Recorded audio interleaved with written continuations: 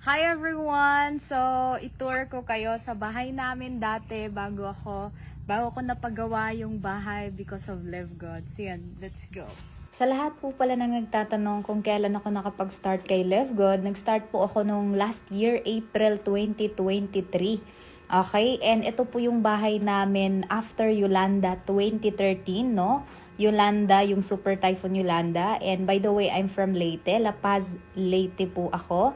I'm Evelyn Bernal, 25 years old. And ito po yung kusina namin before. No, talagang makikita mo naman na pure kahoy talaga. Bahay kubo yung bahay namin. And second floor yan, charing. Ito po yung tulugan namin. And dito po talaga kami natutulog sa sahig. And makikita nyo naman po sa taas, no, yung mga yero, yung mga tagpi-tagpi namin na bubong. Makikita nyo naman na every time na umuulan sa labas, ganun din po sa loob ng bahay. No, makikita nyo naman yung butas-butas na yero sa taas.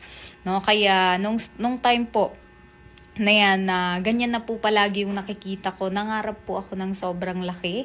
And pinag-pray ko po na mabigyan ako ng tamang opportunity. And talagang nung naging part ako ng Live Good, sinipagan ko syempre. No? Kasi sabi ko nga, before man lang mawala yung magulang ko sa mundo na to, at least meron man lang silang bahay, magandang bahay na matutulugan.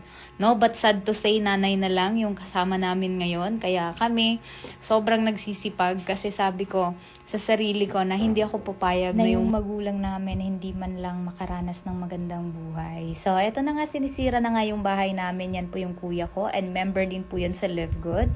No, malaki na po yung community niyan. So, eto na nga yung morning routine ko na nagwo-work from home na rin po ako dito sa amin. No, and actually hindi pa yan tapos pero sobrang grateful ako because of Live God. Thank you, Lord.